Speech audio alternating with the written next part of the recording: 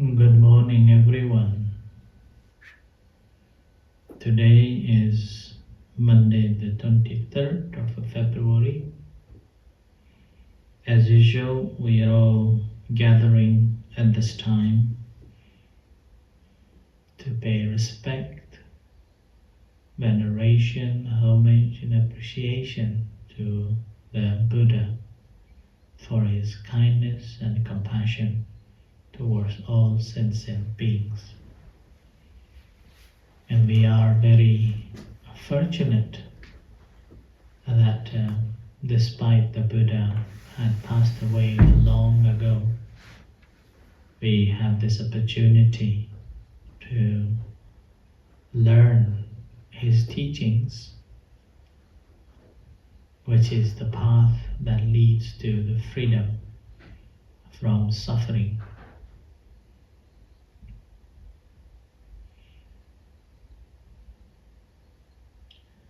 So today again, this afternoon from 12 o'clock, I will be teaching at the Abidin Health Village. This will be our 8th year. We are teaching there every month for 2 hours, over 2 hours. So it's been a successful years that we have been teaching at the Health Village in collaboration with the NHS. We provide a free service for them, and the NHS provides the room every year. So it's been a very good collaboration to offer meditation sessions for the general public as well as the staffs. Last night I received an email saying that there are registered, most likely to participate, around 6 people, and obviously there will be a general public 5 to 6 people. So this is a regular practice that we have been offering to the staffs and the general public at the Health Village. So this is our pattern that after half an hour of a chanting, we will have about 20 minutes of a reflection, and after that again about 10 minutes of chanting, 10-15 minutes of a chanting, and then meditation. And this is simply to express our saddha or the faith on the Buddha, Dhamma, and the Sangha. And whatever we do in our life, we have to have this saddha or conviction or a belief, a faith. So we have to have that faith.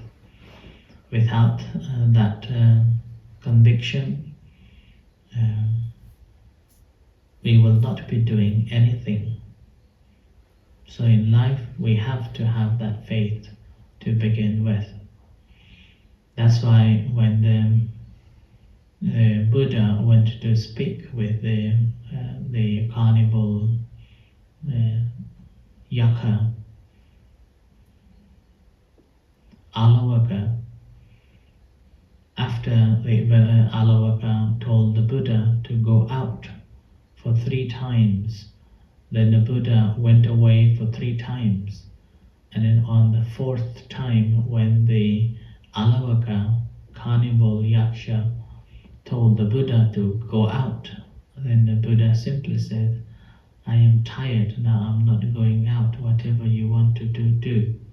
So in that moment, then the Alavaka Yaksha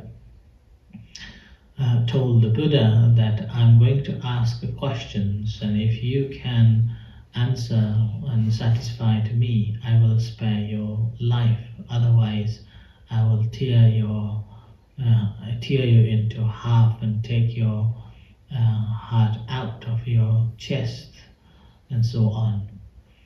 Then the Buddha said to the Alavaka that I haven't seen anyone who could tear him and take the heart out from the chest, but never mind, you are welcome to ask the question. So Alavaka Yaksha, his first question was, what is the greatest wealth in the world?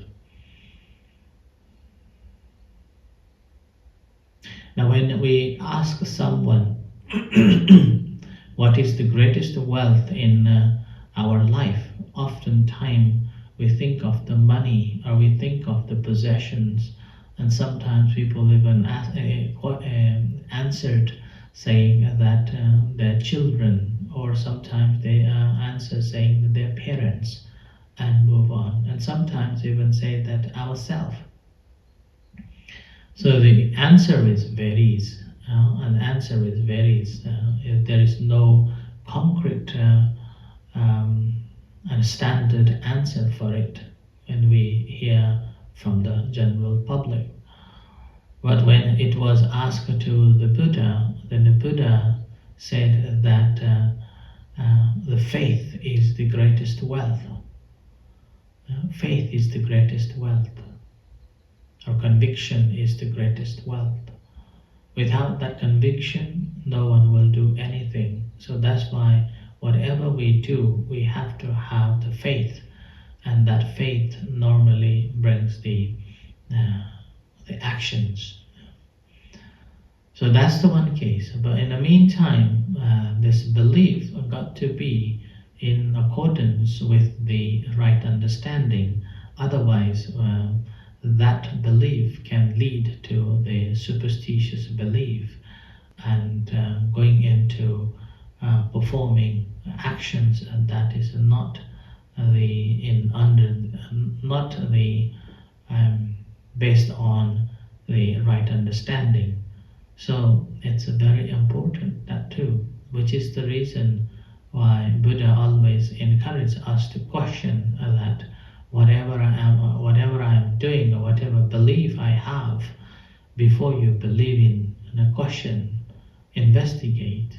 Not take just because someone has said, not take just because the book says, not because the tradition, not because of my teacher and I've been doing like that, or not because it in line with my perception, my thinking, like that, and not because it's according to the logics, so on.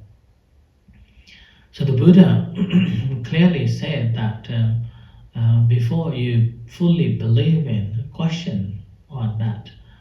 After questioning on that, and after you have investigated and realized that these are the things which is the wise ones will not reprove, wise one will not blame, then take it as the truth. So this is the teachings of the Buddha, which is completely different than anyone else. So it's not having a blind faith, but encouraging us to have a true faith with the wisdom, which is the reason why when we chant the morning chanting or evening chanting, the chanting of the recollection of the Dhamma, there comes the Ehi Passiko. Ehi Passiko, this is meant to come and see. So the Buddha's teachings is about come and see, not come and believe, which contrary to many other belief systems or the religions, that once you have convicted, then that means you are fully believing in it. Not, you don't have rights to question. You don't have. You should not ask a question regarding those. Whereas in the Buddha's teachings, the Buddha encourage all of us to question, ask the question, and then Buddha simply encourage everyone to come and see. So, and then further on saying that once you have investigated and realized that these are not valid or these are should not be taken, then do not believe in. And if you feel unfit for you, you can leave, like that. So, which is completely different approach than any other faith systems that we can find. Which is the reason he did not only proclaim such, he also practically did practice during his lifetime. He allowed people to ask questions on his practices, on his teachings, on his behaviors, on his understandings, which is why in scripture we can find that the different faith groups and different people from different classes of a different status come and ask a question which Buddha never rejected. And we can find those discourses in everywhere, starting from the king, Brahmins, businessmen, and even the farmers. Questions are there. So all sorts of discussions are there we can find. So he encouraged us to question, not only during his lifetime, even his last breath before his parinibbana, before he stopped speaking. He even announced to the Sangha, the monk, all the monks, those who were attending him in his last breath, said that should you have any doubts on the teachings, please ask me, so that you don't have any doubts or you don't have any confusions or you don't have this feeling guilty of not asking the question while the Buddha was still alive. And it happened that during that time when the Buddha was in his last breath, so nobody asked the question, simply thinking that they have understood. When no one asked the question, then the Buddha further said that you did not ask probably because of the faith in me. So don't hesitate to ask. So he gave another chance to ask the question, and yet no monks asked any questions, which was again confirmed that all the monks were there. They have understood the Dhamma, what the Buddha taught.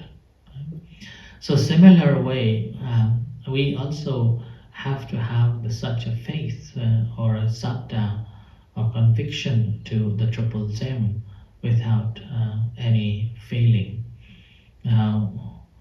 This is called the Achala Saddha, the firmly established faith in the Triple Gem, so that whatever happens, we will not be swayed by any news or any other stories. Rather, our faith becomes more firmly established because we will be able to distinguish that we have taken the refuge on the Triple Gem, the Buddha, Dhamma, and the Sangha, and the taking a refuge is simply to understand that we are suffering in the world. We come across with the suffering. We cannot overcome the suffering, or we haven't come across with overcome from the suffering. So taking the refuge on the Buddha, Dhamma, Sangha is to free ourselves from the cycle of a birth and a death, so that we won't need to suffer anymore.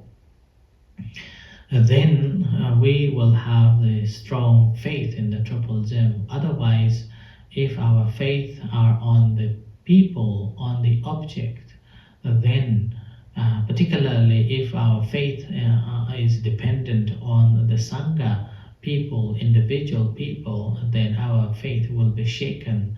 And that shaken faith basically demonstrates that we are not convicted properly, or we haven't submitted ourselves, or there isn't full submission to the Triple Gem.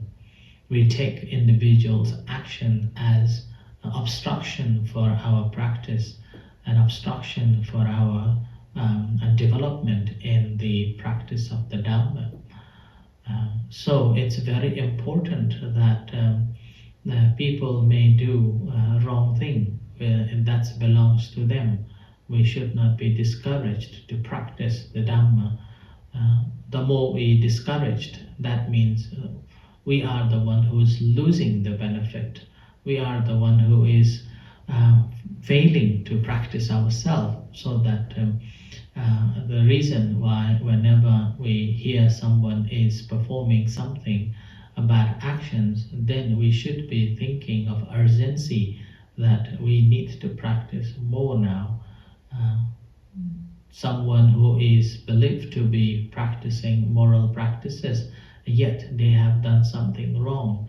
Look at us.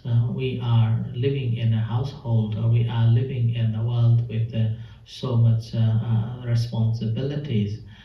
We are, if we don't have the convicted faith or submission to the Triple Zim, there is more possibility of committing more unwholesome actions and then unable to understand the true Dhamma. So that's why whenever we see someone is performing unwholesome actions, take it as an urgency to practice Dhamma more clearly, more firmly, and establishing our faith in the Triple Zim, and studying the Dhamma and practicing the Dhamma even more greater than before. Because a person who has got the faith, according to the scripture, it suggests that whenever someone has a faith, that person will be the one who will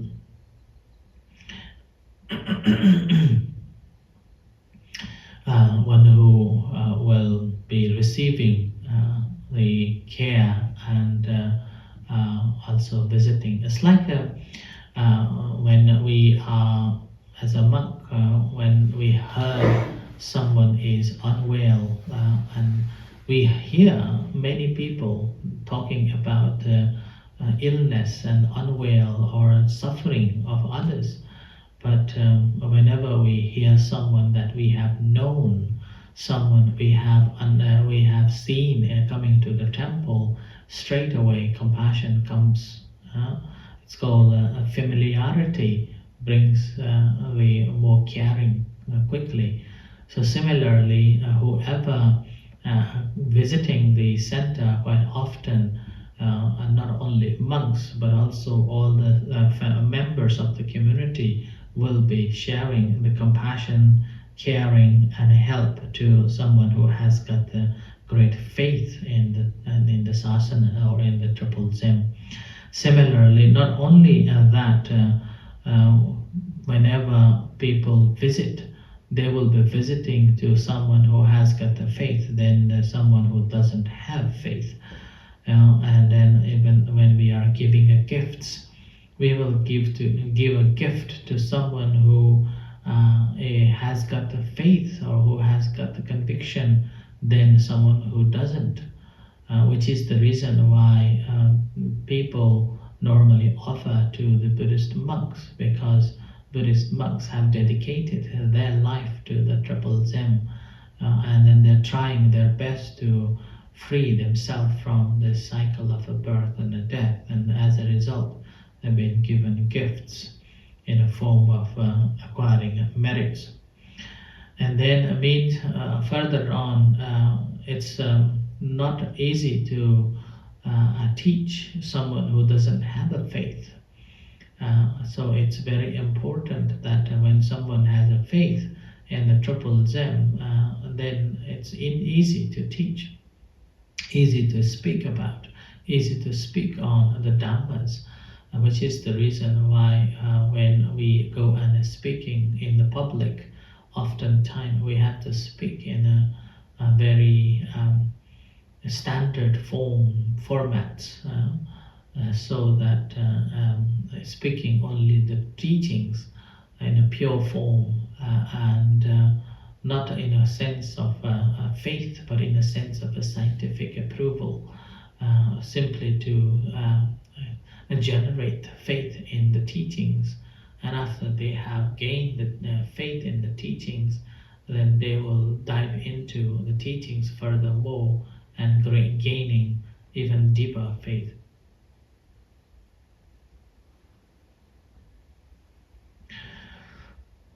So whenever teaching, that's why again it comes with the someone who has a faith will have more access to the teachings. In fact, the monks, whenever monks are giving teachings, there is a strict rule that if someone is standing and you're sitting, if a monk is sitting and then a lay person is standing, you are not supposed to give a talk, or you're not teaching the Dhamma.